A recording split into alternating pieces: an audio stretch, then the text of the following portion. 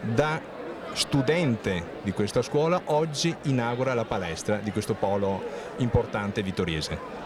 Sì, è una bellissima soddisfazione, diciamo così, personale, anche perché rivedere la scuola dove hai passato forse gli anni migliori fa sempre piacere.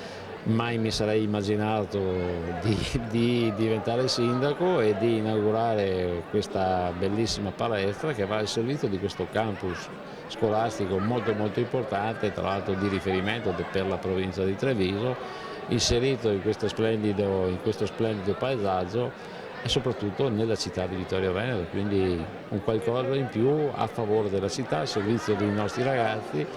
I ragazzi sono il futuro, quindi una buona scuola creerà sicuramente un ottimo domani. Quindi benvengano queste inaugurazioni, naturalmente un grazie sentito dobbiamo farlo alla provincia di Treviso che ha creduto in questa importante opera, ha investito tantissimo e in questi 10 anni i risultati si vedono.